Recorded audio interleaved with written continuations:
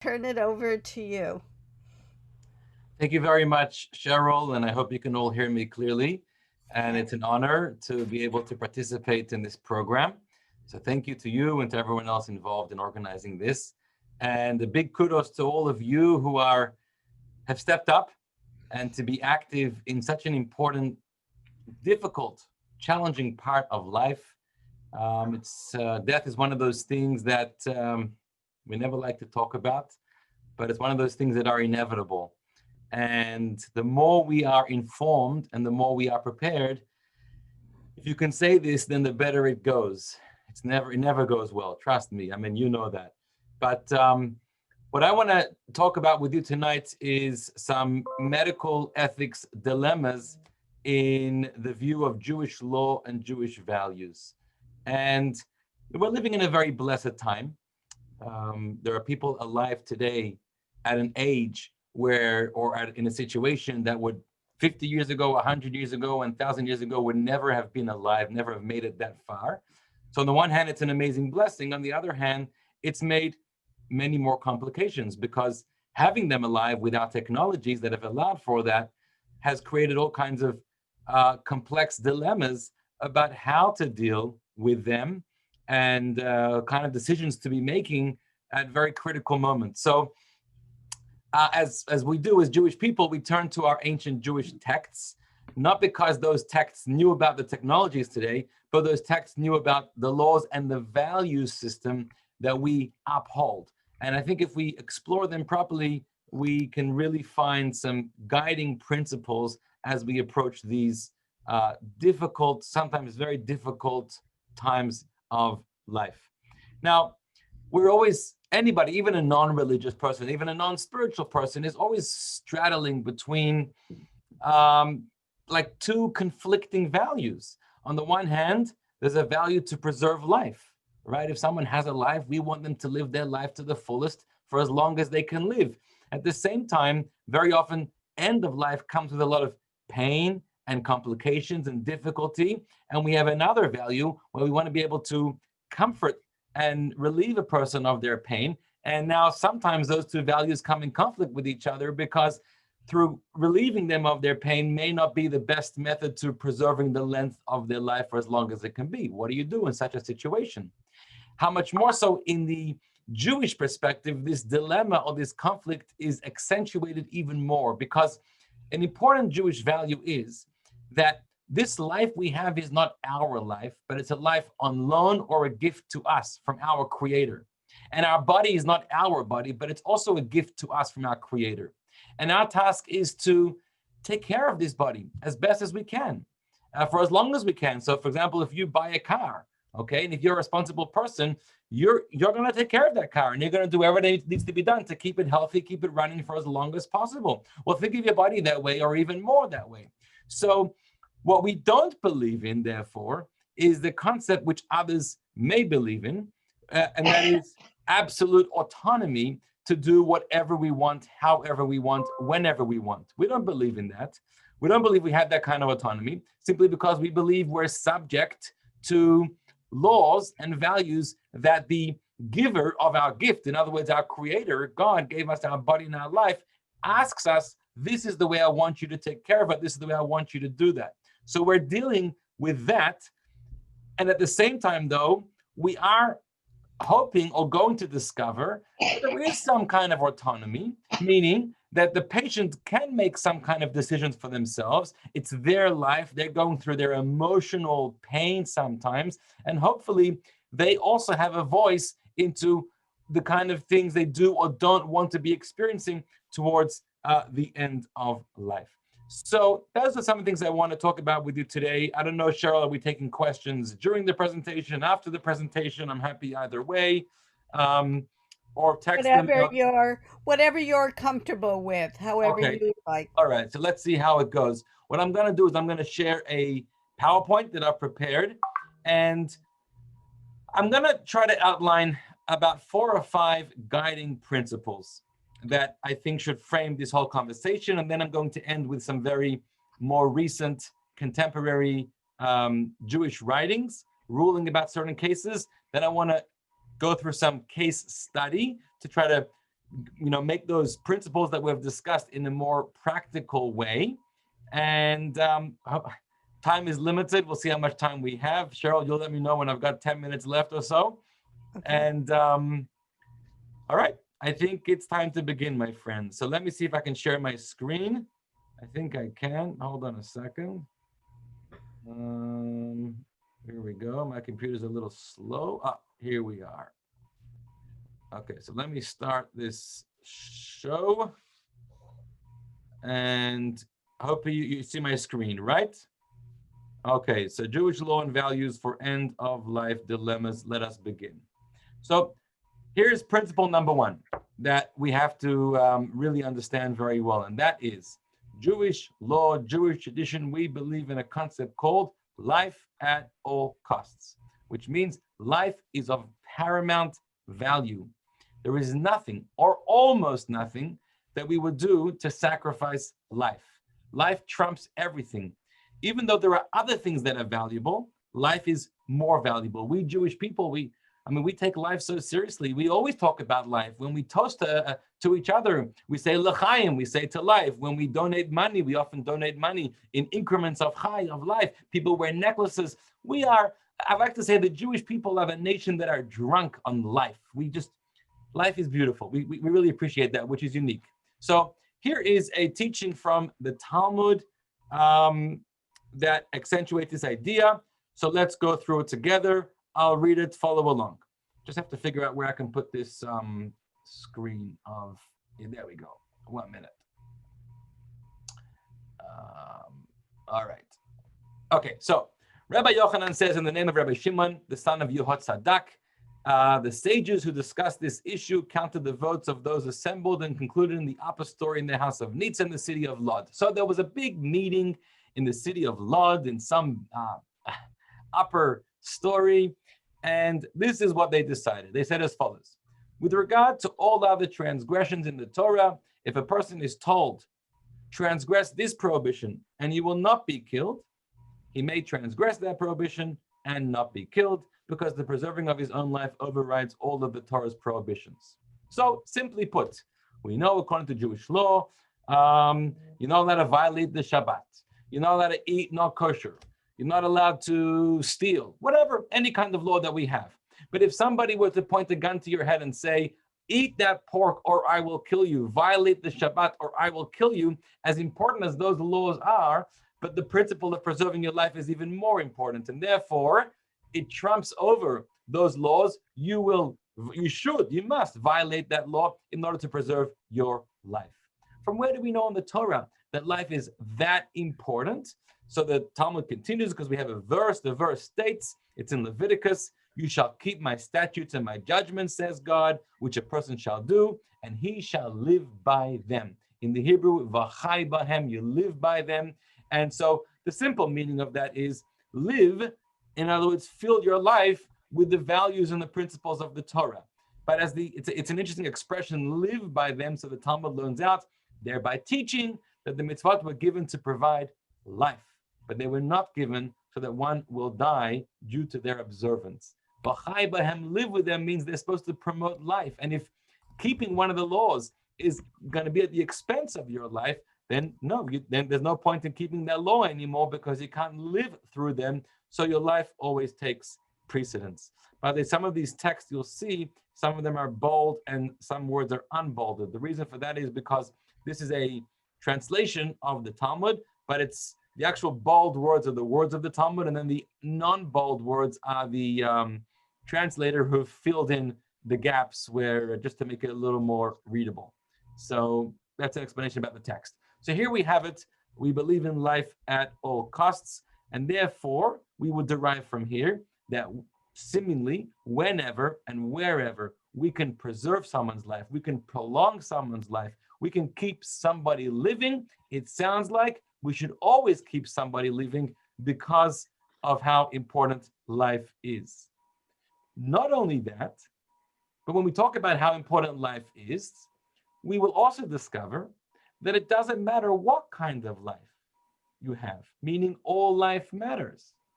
In other words, say for example, you have somebody who's in their prime, a very gifted, talented person who is succeeding, who is achieving, who is contributing, right? Their society is benefiting from this person, clearly.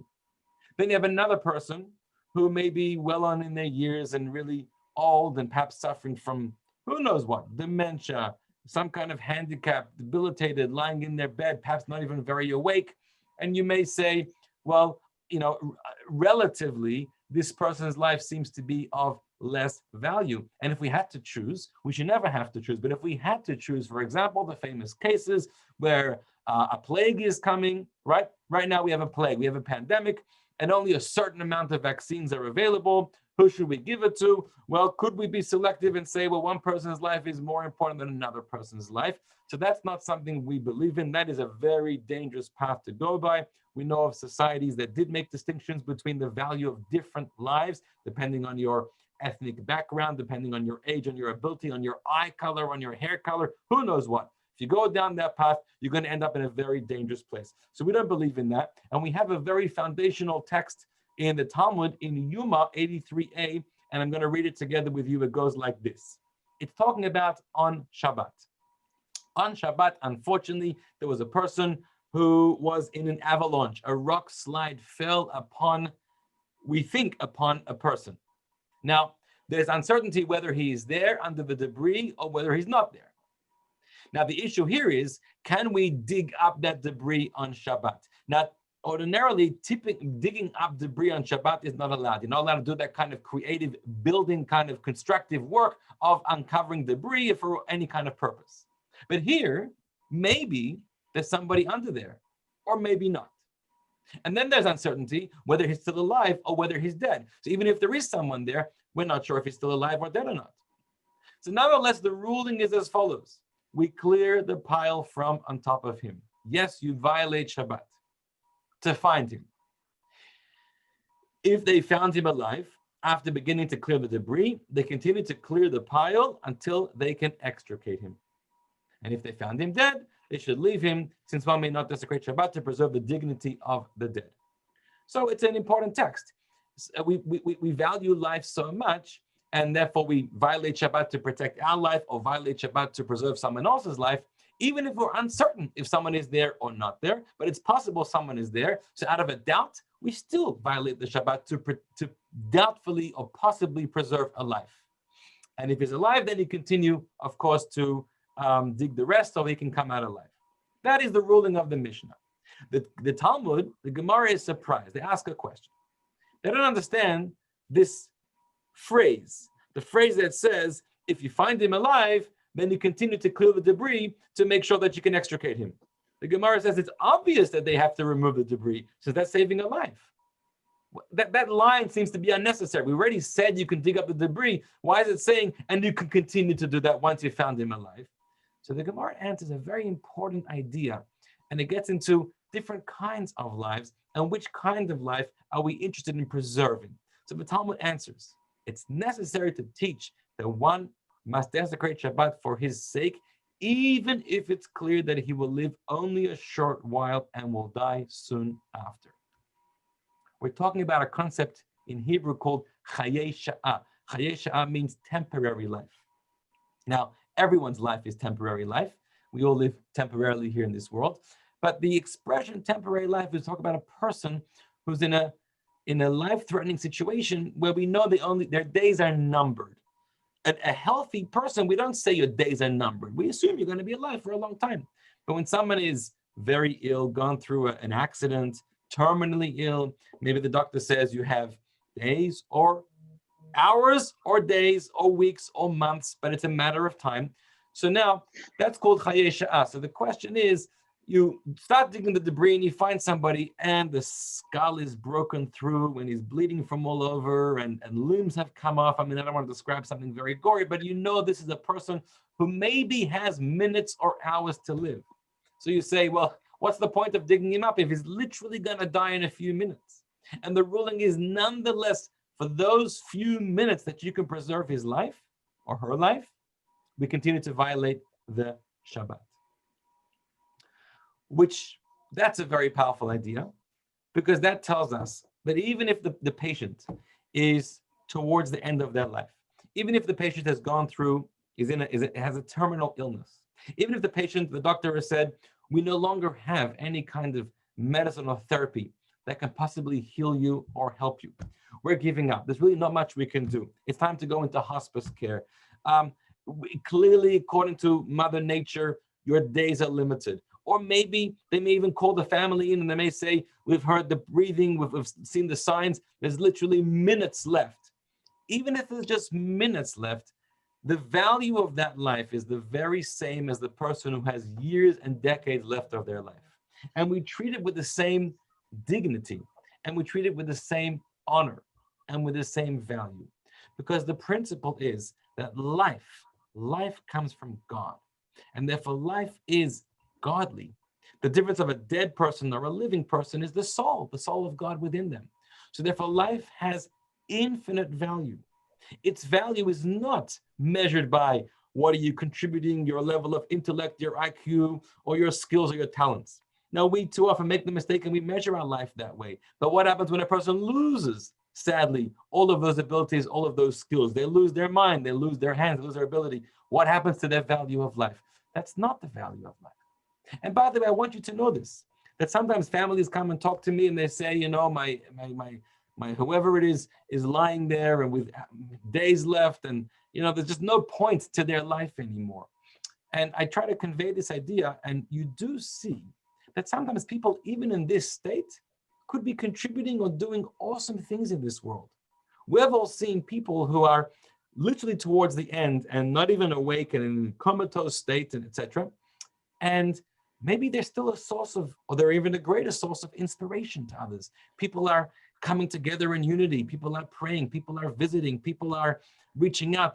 It's bringing out the best in people out of care and concern for this person, for their family. So suddenly we're discovering that in this stage of their life, they are being effective and influencing and inspiring to other people, possibly more than they were for their entire life. So who are we to know what is the value of a life and when is somebody worthy of living? We only know what God tells us, and that is, if I woke up this morning, then if you're able to make the prayer, you say, Modeh ani lefanecha, I thank you, God, I thank you for giving me life. No matter the condition I'm in, we treat it as incredibly and awesomely powerful and valuable.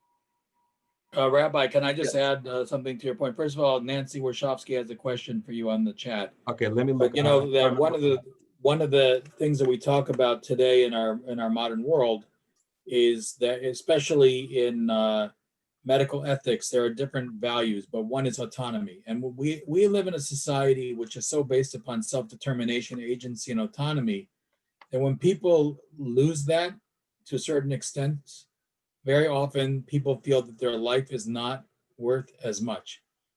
As opposed to, like, I would say Judaism, you know, autonomy is one value, but interdependency is another value. And so when there's an when someone says, quote, I don't want to be a burden on someone, you can unload that language. I don't want to be a burden means that, like, we all have to be independent and autonomous at every stage. I mean, you would never say for like a 5-year-old child, the child would say, I don't want to be a burden on somebody, right? Of course you're a burden on somebody. If you don't mind, I'm going to cut you off only because you're asking an excellent question. You're asking an excellent question, and Nancy as well. I'm reading your question now. So as I began, maybe Rabbi Klein, you stepped out for a moment, we're going to be getting into this thing. We're just getting warmed up over here. So we are going to be talking about this, and here is the dichotomy that I mentioned earlier, and we'll get to, and that is, on the one hand, we don't really believe from a spiritual religious viewpoint in complete autonomy of life, and we're defining autonomy simply as someone who says, it's my life, I can do what I want, when I want, how I want, and I can even terminate my life if I want to, right? So we don't believe in that, and therefore we have laws, for example, how to respect your body. And you have to live. There's a law. You have to live a healthy life. I mean, if you had autonomous authority of your life, you don't have to live a healthy life. You can live very negligently if you wish, but we don't believe in that. At the same time, however, yes, certainly a patient, and the patient who's going through pain and anguish and all kinds of distress, at some point, no one can tell them what to do, right? Because this is they have to have a say in the matter, and they can certainly have a say in the matter. And we're going to discover situations where they do have the autonomy to arrive at a decision. Like if Rabbi Klein is saying they're feeling like a burden on their family, or like if Nancy is saying whether or not they want that kind of life-saving medicine or technology. So we're gonna get there, and I'm gonna try to speed things up a little bit so we can get through as much as we want. But thank you for asking questions, and if I don't see a question on the chat, you'll please let me know. Okay, let us continue. Right, where am I? Let's try to share this screen. Okay. All right. Next value. Even though we are drunk on life and we do everything to preserve life and we love life, no matter what kind of life you have, we have to know that life is not forever. And that's something that our Torah and God and our tradition tells us as well to be mindful of all the time, right? We have this teaching every day, make it like your last day. You never know when it's going to be. And sadly, when we see young people or unexpectedly, untimely passing away, it's a wake-up call to us. You never know when your time is up. And we have from King Solomon, Shlomo HaMelech, in the book of Ecclesiastes, very famously, he talks about everything has a time, everything has an appointed season in life. There's a time for every matter under the heaven. And he talks about a time to build and a time to destroy and a time for peace and a time for war and a time for happiness and a time for sadness. He has a time for everything. And he also has a time to give birth and a time to die. Therefore, we don't live in this oblivious state thinking I'm going to live forever and I'm going to do everything I can to live forever. But we recognize that dying is part of life. And it's not a tragic part of life, it's the reality. God puts us in this world for only a limited amount of years. Because dying is a reality which God wants us to recognize, to reckon with, sometimes you have to realize the time has come for a patient to die. We can't be the judge of when it's the time for a patient to die, right? God gives life and God takes life. We can't be that judge. And therefore, heaven forbid, a human being can never be the one to cause or hasten somebody's death. Not to cause it and not to make him die before their time. But at the same time, we have to be clever and recognize signs, natural signs that we see that God has displayed to us through human nature about when a person is in decline and about to die. And here's the important key, by the way, because there's also a very tough balance to walk on over here. On the one hand, we say that it is absolutely forbidden to hasten somebody's death and to cause a person to die before their time. But at the same time, on the other hand, we say that it is forbidden or definitely inappropriate and disrespectful and possibly cruel to lengthen somebody's life before their time, after their time. Now that may sound a little strange. What do you mean you're lengthening someone's life after their time? I mean, you can't lengthen life, you can't create life, God creates life. But yes, with today's technology, we know that it's possible someone's time is up and the body is naturally going into a state of dying and then death. And yet you or technology can interrupt that and force it to hold on a little bit longer, moments, hours, or days. That's also not okay. In a way, that's also being destructive to God's plan and insensitive to the person. So a famous teaching from the Sefer Hasidim, which was by a book, Rabbi Yehuda, who was considered from the Chachmei Ashkenaz. He was from the wise scholars and mystics of Germany in the 12th century. And he wrote as follows: when a person is a gosses, now a gosses is the Talmudic terminology for a person who's in the final stages of life, in the throngs of death. Now, it's not easy how to define when a person's in this stage. Some commentaries write when a person only has 3 days left to live, sometimes when they no longer have the strength to cough out the phlegm from their lungs. So therefore, when they're doing that rattle, whatever they call it, that rattle breathing, that rattle coughing, and they don't have the death rattle, right? So there is a point when a person has turned into a gosses, and a gosses is the point of no return. Once you reach a gosses, you're not getting better anymore. You're not healing. You're now in the process of dying.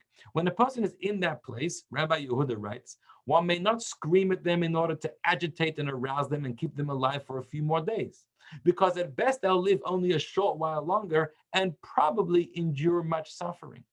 So you are being inappropriate for playing God, lengthening their life for no reason when God's plan is that they should be dying, and you may possibly be causing them unnecessary and continued suffering as well. So this is setting up a very difficult, fine line for us. When is that moment, or when is that period in a person's life that we don't want to be? We want to be treating them so that we're not causing them to die before their time, but we don't want to be over-treating them so that they're living beyond their time. This is obviously a very difficult decision to make. Now, I just want to point out this law. This law is in the Shulchan Aruch, actually by the Ramah. The Ramah is the Ashkenazic ruler of law. His name is Reb Moshe Isserlin from Krakow. Many of you here, if you went on the March of a Living, you visited his synagogue and his gravesite. He only lived till 42, but he was the renowned authority for Ashkenaz Jewry. So he writes an interesting distinction.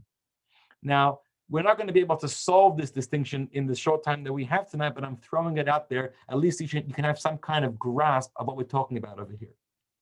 He writes as follows: it is forbidden to hasten the death of one who is in a dying condition, e.g. one who has been in dying condition for a long time and could not depart for whatever. So you have somebody who is on the verge of dying, and naturally they would die in 3 days' time, and then you do something which would cause them to die earlier. That's absolutely forbidden because you hastened their death. However, if there is something which causes a hindrance to the departure of the soul, for example, if near the house there's a knocking sound or a woodcutter or there's salt on his tongue, and these hinder the departure of the soul, it is permitted to remove it from them, for there is no direct act involved in this case, since it merely removes the hindrance. Now, there's a lot of language over there, and it's a little complicated, but I want to just say this as simply as possible. There's a distinction between doing an act that hastens a person's death, that's not allowed, versus when someone is in the process of dying and there is some kind of circumstance that is disrupting this path to death, disrupting the person from dying. So what you can do is you can remove this hindrance, this thing that is interrupting the person's death process, which allows them to die. That's not called hastening a person's death. That's called supporting and facilitating and helping that person's path to death. So the distinction, right? So here he gives an example. There's a noise going on, and a noise might be irritating, and that irritation is not allowing a person to calmly and peacefully fade away. So you can remove that noise, because removing that noise is not hastening a person's death, but it's rather removing something preventing the person from dying. Actually, you should remove that noise. So what we see here is that we have a very tight distinction. And if we talk about in hospitals today, and people are connected to all kinds of machines and respirators, or we're considering different kinds of treatments for different things that a person is going through. So we have to think about when an action of ours might be, heaven forbid, hastening the person's death, versus whether an action of ours might actually be allowing them to die peacefully, whereas if we don't take that action, they're going to be painfully enduring more of suffering in life, which is not supposed to be happening. So that's another principle I want you to keep in mind. Again, we're going to get into some practical cases very soon, but I'm just outlining these principles for you. Any questions before we move on to the next principle? I guess not. So let's continue. Finally, a last principle that I want to share with you is that sometimes, believe it or not, even in the religion that says life at all costs and all life matters, it also recognizes death is a reality and it needs to be taken seriously. And sometimes, in fact, death is preferred. Sometimes when you've reached a point in life that we recognize, we take the signs, and we realize the right course of treatment is actually to lean towards death and not the preservation and the saving of a life. And this is very, very interesting. And obviously, we have to be very sensitive over here. But I'll read you the story. Okay? Just trying to keep mindful of the time. How are we doing for time, Cheryl? Not so good? No, you have about 15 minutes. Okay, thank you. So here's going to be something pretty shocking to most people. It's a story in the Talmud of Ketubot 104a, and the story goes like this. On the day that Rabbi Yehuda Hanassi died, so Rabbi Yehuda Hanassi was a very great rabbi in the 1st and 2nd century. He lived right after the destruction of the temple. He, in fact, he lived towards the end of the 2nd century. He compiled the Mishnah, if you're familiar with the Mishnah, which is really the first publication of Jewish law. He was a renowned leader of pretty much all Jewry at the time. And when a great leader is on their deathbed, it's a very painful and confusing moment for the people, for the students, because nobody wants him to die. We need him, right? Well, on the day that he was dying, the sages decreed a fast and begged for divine mercy so that he would not die, which is very common. If you may know, people are not doing well. We come together and we pray and we give charity and we ask God to make them better. Let them, keep them living. And they said, anyone who says that Rabbi Yehuda Hanassi has died will be stabbed with a sword. In other words, anyone who gives up, nobody's allowed to give up. We have an interesting principle. The principle says, it comes from the Talmud. The Talmud says that we always believe in a miracle. Even if a knife, the sword, is against your throat, you still pray for God's compassion. Which means until the very end, until it's all over, there's always a chance for a miracle, for something to turn around. So the sages are fasting and praying for Rabbi Yehuda's recovery. The maidservant of Rabbi Yehuda Hanassi ascended to the roof and said, the upper realms are requesting the presence of Rabbi Yehuda Hanassi, right? They want him in heaven. And the lower realms are requesting the presence of Rabbi Hanassi. Everyone's trying to keep them, we want to keep him here, and they want to take him up there. May it be the will of God that the lower worlds should impose their will upon the upper worlds. We hope that he will heal, recover, and we'll be able to keep him down here with us for a long time. However, when she saw how many times he would enter the bathroom and remove his tefillin, his phylacteries, and then exit and put them back on, and how he was suffering with his intestinal disease, she saw him, and she saw what kind of condition he was in, excruciating pain, and he was trying to pray, but then he had to go to the bathroom. He had to remove his phylacteries. And he was clearly suffering. And she thinks to herself, why am I praying for him to live longer? He's suffering. There's no hope anymore. I'm just basically praying for prolonged pain. So then she changed her prayer and she said, may it be the will of God that the upper worlds should impose their will upon the lower worlds. In other words, I hope he passes away. And the sages, meanwhile, would not be silent. They were outside his home praying that he should be alive. So they wouldn't refrain from begging for mercy, that he should not die. And she realized so long as she's praying for him to pass away, but the sages are praying he should be alive, her prayers will not be effective. She has to get them to stop praying for a moment, and now hers is the only prayer, and then God can listen to her and take his life away. So she came up with a good trick. She took a jug, and she threw it from the roof to the ground, and it made a loud noise when it cracked. And due to the sudden noise, the sages were momentarily silent and refrained from begging for mercy. So in that moment, everyone stops and turns around, what's going on? And there was a moment she could make an uninterrupted prayer, and she prayed that he should be taken away. And in fact, Rabbi Yehuda Hanassi did pass away. This is super, super interesting. Because yes, like we said, because death is real, there are times when it's not that we put up our hands and we give up. It's not about giving up. It's about recognizing that God wants this to happen. And the person is now on the path of dying and then They're supposed to die, and that's supposed to happen. And what can we do to help that happen in a peaceful, compassionate way? And so we've discovered, everyone comes to synagogue praying someone should be alive. Could you imagine someone coming to synagogue and praying somebody should die? And imagine how guilty you might feel if that ever, so often loved ones, they tell me, and they confiding, and they're saying, I just don't know how to say this, and I feel so bad, and they're crying. But sometimes I pray that my mother, who's doing not well, and for years she's been not well and she's going through hell and treatments and pain. Sometimes I pray she should pass away, and they feel so guilty about it. And I always bring up this story, and there are other similar stories to say that what you may, depending on the situation, of course, but what you may be doing might be in fact the right thing if it's done right. So let's go through some contemporary rulings just to really bring this home, and then I want to go through some case studies with you very quickly.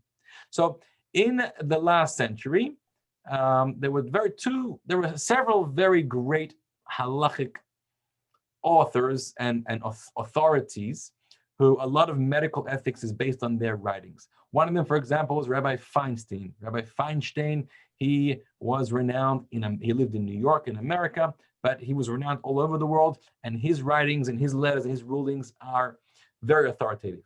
Another is Rabbi Shlomo Zalman Auerbach, who lived in Israel. He was also a master in Jewish law and medical ethics. Many doctors and many hospitals consulted with him. He too. And there were others also, but I'm going to quote, I've taken from an article, some of their writings about what I'm talking about right now. So let's go through this. So he said like this: in a landmark response, Rabbi Feinstein writes that there are times when it's necessary to pray for the death of a suffering person. He advocates a concrete obligation to visit sick patients to help them and pray for their recovery, but allows that if one is convinced that there is no hope for recovery and further prayer for recovery would not be effective, one may pray for such patients to die quickly. His fundamental approach is that once there is no rational hope of relieving the suffering of a terminally ill patient, one should no longer prolong life, though one may never actively shorten life. You can pray for it, but you can't make any active steps to hasten someone's death. When you're praying, you're asking God to do it, but you're not doing it directly. Next line is very important. Every sick patient must receive basic care, such as food, hydration, and oxygen. Hold on 1 minute, because I'm just going to, I'm putting on the Zoom now, okay? Actually, I can't, because I can, sorry. Sorry, if you just give me 1 second. I thought I'd be done by, this is not going to work.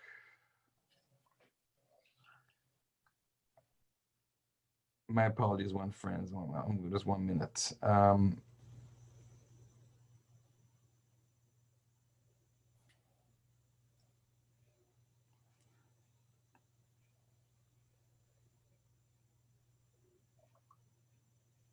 Okay, and I'm almost done. Okay, so he says, every sick patient must receive basic care such as food, hydration, and oxygen. However, terminally ill patients are in intractable pain, have the option of refusing further life-saving therapy such as chemotherapy if they so desire, etc. So here's an important point that also addresses some of your questions. We have a goal, and that goal is to always minimize the pain of a patient. Okay, and sometimes we need to give all kinds of morphine and other kinds of measures to minimize their pain, and increased amounts can often affect their health and cause their situation to deteriorate. Nonetheless, the pain relieving is more important than anything. At the same time, we always want to provide food, hydration, and oxygen because we never want to be guilty, so to speak, of causing someone to die from hunger or thirst or choking them, lack of oxygen. But with other advanced aggressive treatments, not necessarily. Okay, and I'm going to talk about that on the next slide. That's what we're going to get to in the practical questions. Rabbi, here I want to read the fourth paragraph. Rabbi Auerbach adds another nuance. He says, and this is really important for all of us to understand. While we cannot force the patient to accept the treatment the patient should be encouraged to accept the therapy because of the intrinsic value of life lived in extreme pain. Rabbi Auerbach adds, if somebody is in this state of such pain and terminal illness, he agrees with Rabbi Feinstein that number one, it might be time to pray for their death. Number two, they have the ability to choose not to pursue aggressive treatments which don't have much hope for them and may just prolong their suffering. But and that's where their autonomy comes into play. But at the same time, he says, you can also do a favor to them by trying to explain to them that living another day is truly, truly valuable. And a person may need to hear that because they say, I'm being the burden on the family. And when the family turns around and says, you're not being a burden, and they're very genuine about it, you're a blessing. Every moment we have with you that we can be in your presence as a blessing, if you can encourage a person that way, that may change their thinking. So whilst they have the right to want to die, we have the right or responsibility to sometimes, not in a way that's going to be, extend pain to them, but it might be that voice of hope and courage that they need to hear from us. And if they would hear it, they may change that decision. So therefore, at the end, let's read the last paragraph, which is really phenomenal. He says, more than that, I think, and this really expresses the dichotomy over here. He says, I think that even if the ill person is suffering greatly, to the extent that according to Jewish law, it would be a mitzvah to pray for him to die. Nevertheless, at the moment in which one requests and prays to God that a person should die, one is also simultaneously obligated to strive to save him and to transgress the Shabbat, even many times in so doing. Which doesn't make any sense almost, right? And that's the dichotomy over here. That's the conundrum we're faced with. We can do what we can do, and then God does what he can do. It might be the end of their life. It might be that we're going to pray God. The ultimate compassion is not to heal the person or to prolong their suffering, but it's to make them die. But at the same time, if I can help you in any way, I can and I must help you, and I can even violate the Shabbat to help you also. So there's a lot of pieces over here. And I'm going to put this up on the screen. I don't know if we have time to go through them, but you can read through them and ask me any questions if you want, because they're all made up cases, but some of them are so common, at least parts of them. But I do want to say something about this, very, very important. Very often, I'll get a question, whether it's another rabbi or a family member calling me, I'm in the hospital with my loved one, they're in this kind of situation, the doctor wants to do this, the doctor says this, can we pull this machine, can we turn this thing off, do we have to give them treatment, should we go through the surgery, all kinds of questions. Difficult questions. What I always say, first of all, is I want to talk to the doctor. I cannot answer the questions by talking to you. Why? Because there's every patient, every person, there's a holistic person over here. There's a lot more going on than what you're telling me. And I need to know more. And you're asking me about this surgery, can we or can we not? But I'm asking you, and if we do go through ahead with this surgery, how's it going to affect the other condition they're going through? And how's it going to impact other areas? And sometimes some of these illnesses, sadly, are layered, multi-layered with different kinds of complications. And you may be solving one, but you may be worsening another. And so you can't answer a question like that. You need to talk about the entire patient and understand what's been their history for the last month, year, 2 years, 5 years. Have they just gotten sick and they still got a lot of life in them, versus have they been sick for the last 10 years and been in and out of treatments and their body is totally worn away? These are such important questions to be able to understand. So you cannot just in a vacuum go online and find an answer to your question. You've got to have somebody who really, really understands your situation, has spoken to a doctor who has a full comprehensive view of the patient. In the end, and I'm sure if you're going to read through these and you want to ask me about them, sure, but I don't think I have time to go through them. But in the end, a few final notes I want to share with you, and then I'm happy to answer some of these questions or case scenarios. It's not black and white at all. And I mean, what is black and white is if a person is sick and we have a medication that can cure them, and when I say can cure them, nothing is guaranteed, but if in the world of medicine, we say that it's 90 to 95% that it helps, well, then I believe there's an obligation to pursue that. And at that point, if a patient says, I don't want to go through that, I think there's room for intervention to try to explain to the patient what an important person they are, an important role they play in our life. And if we can 95% get them better, we want you to go through this. But what about if there's only a 40%, 30% possibility? It's just an experimental. So you as a loved one may say, I wish my mother would go through that because there's a chance it might work. Yeah, there's a chance, but there's also a chance that it might not. There's a larger chance that it might not. And what other kind of complications would it bring to her life? And what kind of continuation of possible suffering would it bring? You've got to think about all those things. And so just because there's a chance that she may live longer, or chance that she may be healed, she as a patient can really make the call over here. And she can say, this is not a chance I want to take because of the overwhelming risks involved over here. And she has that right. And she can say, I think God is telling me my time is up and I want to die peacefully. And dying peacefully will mean to supply them with the basics of food, oxygen, and liquids, and an IV drip or whatever, and also any kind of pain relieving medications. So I want to take your questions. You have about 5 minutes left, so okay. Go for well, how about this? We can go through some of these scenarios, which are really interesting, or I can answer some questions if anybody has any questions. So I have a question about many of my patients at end of life are refusing to eat, and their loved ones want to feed them. What is how does one proceed? What are the principles that operate? Okay, great question. Maybe I'll just stop the share so I can actually see you when you're asking that question. There you go. Oh, it's you, Cheryl. Hi. So first of all, I'm going to say I can't answer that question. Why? I know nothing about that patient. Let me talk to the doctor. So what kind of patient is this? Is this a 55-year-old mother or father who's generally been in good health till very recently? Their vitals are very strong.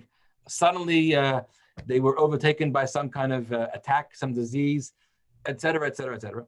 Or are they, 87, they've been sick for 23 years, they've gone through so many bouts of cancer or who knows what, and now they've gone from 175 pounds to 85 pounds, and you look at them and you just say there's almost nothing left of them, and so, where's the dignity in just continue, right? So that right away, I cannot even answer that question. Now, that being said, there generally is, like I said, an interest in providing the basics of oxygen and sustenance. And sustenance often will not be orally, because they're not even able to, and then you can provide through the drips and the other intravenous's that they can do for them. And that is preferred because if we had the option, we don't want someone to pass away from starvation or from thirst. We don't want to be the cause of that ever. If they're refusing that, and they're alert enough to refuse that, again, if they're been sick for 20 years, they've lost 3/4 of their weight, and their every organ of theirs is starting to fail, and they're totally fading out, I would say it's very likely they're in the status of the ghosts. I mean, if they're in the status of the ghosts, which is someone that their death is very imminent, actually the law says about that person, you don't want to touch them, because every touch may actually be hastening their death. You have to step back and let nature take its course. So I'll just say one distinction also that a lot of people ask about, and it's a long conversation, but in Jewish law, there's a difference between withholding and withdrawing. And this is really important. So very often someone's attached to a respirator, someone's attached to, so there's a question, can we withdraw them from that? That's one question. And there's a very different kind of question is, can we withhold a treatment and medication from them? So these are two very different questions. Withholding is very much in the parameters of Jewish law. You're allowed to withhold a treatment if, like I said, there's very little chance this treatment can do much good, and it may only increase or exacerbate potentially the suffering, the pain, the complications. So you can withhold treatment from a patient. You can. Withdrawing is much more difficult. If someone is connected to a life support machine or something, by actively withdrawing that, they may fall into the category of doing an action that's hastening a person's death, which obviously we're never allowed to do. You should know that in Israel, I don't know if it's here in America, but in Israel, where they're very mindful of this, in the Jewish patients in the Jewish hospitals, they have a technology very often where if they're going to connect someone, let's say someone's been in a car crash and they rush them into hospital and right away they connect them to a respirator or a machine, but they haven't had a chance to assess his damage and what kind of, so we're going to connect him, and then a day later we can, start, the swelling goes down and we can start to measure his vitals. We realize he's totally, damaged. Well, now we're stuck because we can't remove the respirator, and now we're almost like prolonging this for no reason, what it seems like. So very often they'll put the person onto a machine that's on a timer, and the timer is set for 24 hours, for example, or 72 hours until we can reach a place where we can assess the patient. But once the timer goes off, now we haven't withdrawn it. And now we have a question of, do we need to reconnect it because the patient is indeed got life left in them and we want to help them with that, or we can withhold it because it's no longer obligatory or necessary anymore. So that's a very important distinction. When you have a patient who's no longer able to make those decisions for themselves, they're not in a competent state, obviously, hopefully earlier they've appointed a family member or a rabbi or some kind of mentor who should be consulted and someone that can speak on their behalf. So what else, my friends? Any other questions? So unfortunately, we have to move to our next section, but I do want to commend you for laying out the 4 principles that can be used. And when we're doing our end of life conversation with people, we can find out what their values are in relation to those principles, because no one knows the circumstances upon which they may be dying, but we can understand how they relate to these principles and therefore be able to help them and the family to know how to proceed in those scenarios that Rabbi Wolf shared with us, and how they can use Jewish values in making the decisions that they have to make at the end of life. And so we want to wish you good health and staying safe, and just gratitude for how you presented this very clear outline of principles and how we can make use of them. So thank you. Thank you so much. And I'm sorry that I'm not going to be able to stay for the next presentation, even though I would love to. But good luck to everybody. I mean, we only have to talk about this, but not actually experience it. Thank you, Rabbi. My pleasure. And we may send you some questions after the fact. With pleasure. With pleasure. Okay. Thank you. Okay.